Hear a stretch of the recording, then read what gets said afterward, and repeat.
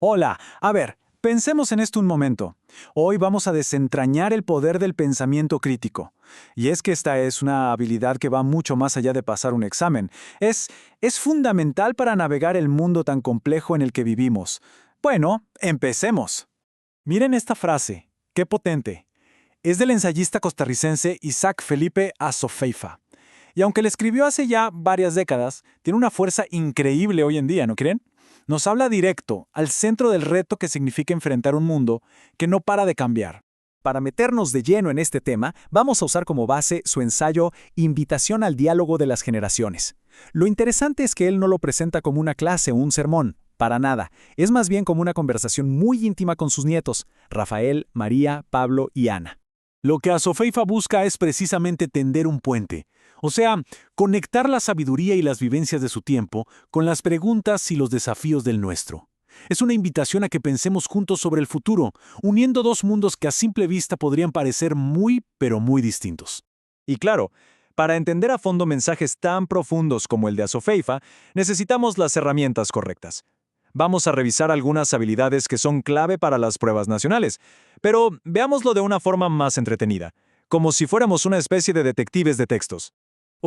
Esta es la pregunta del millón, ¿cierto?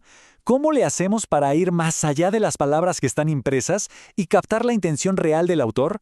La respuesta, por suerte, está en una técnica fundamental. La herramienta estrella es la inferencia textual. Fíjense bien, inferir no es adivinar, para nada, es un proceso lógico. A la derecha vemos 5 tipos de preguntas clave que nos ayudan a profundizar.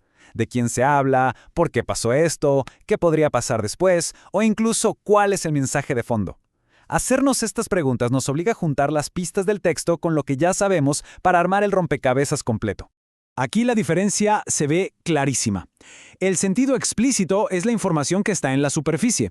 Por ejemplo, saber que en un cuento había 35 camellos. Punto. Pero el sentido implícito, ese es el verdadero tesoro escondido. Es entender que la historia de Orlandus en Limón Blues es una denuncia brutal contra el racismo, aunque la palabra racismo quizás ni aparezca. Entonces inferir es básicamente llenar los espacios en blanco que el autor nos deja a propósito. Es conectar los puntos, las ideas y darle coherencia a todo. Es el verdadero motor de la comprensión de lectura.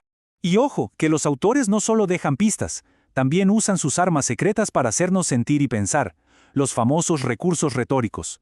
Una metáfora por aquí, una exageración por allá, son decisiones que toman para generar un efecto muy específico en nosotros. Son como las pinceladas que le dan color y alma al texto. Y bueno, esta analogía del detective lo resume todo a la perfección. Cada detalle, cada recurso es una pista. La inferencia es ese momento, el eureka, cuando todas las pistas encajan y por fin revelan el misterio, el verdadero significado del texto. Ok, ya vimos las herramientas. Ahora pasemos a entender la estructura, el vehículo que transporta todas estas ideas. ¿Cómo se construye un argumento que de verdad convenza? Hablemos del ensayo. Y esta pregunta es súper importante. Azofeifa no escribió un cuento, ni un poema. Escogió el ensayo. Y esa decisión no fue al azar. Tiene una razón muy poderosa. El género que eligió ya es parte del mensaje.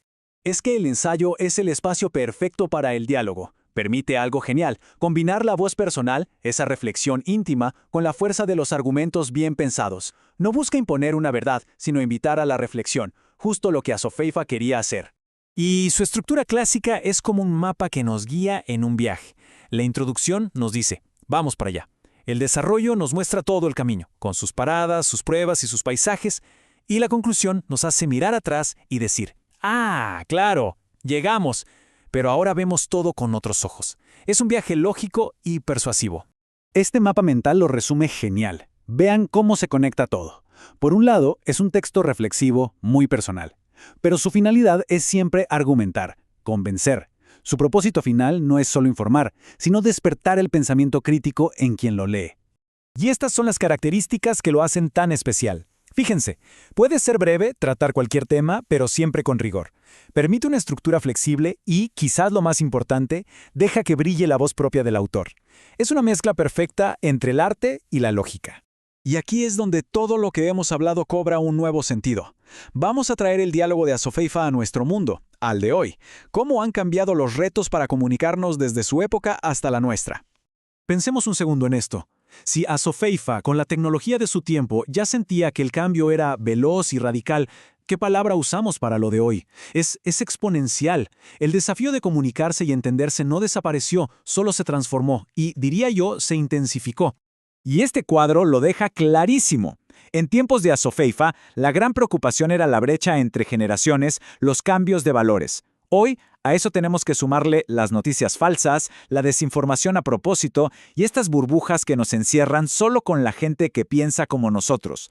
El reto del diálogo es, sin duda, más urgente que nunca. Para enfrentar estos nuevos monstruos, necesitamos nuevas herramientas. Y ahí es donde entra la alfabetización mediática, que no es otra cosa que el mismo pensamiento crítico que usábamos para los libros, pero ahora aplicado a un tweet, a un video de TikTok o a una cadena de WhatsApp. Y es que este campo de batalla informativo es complejo. Hay que saber diferenciar.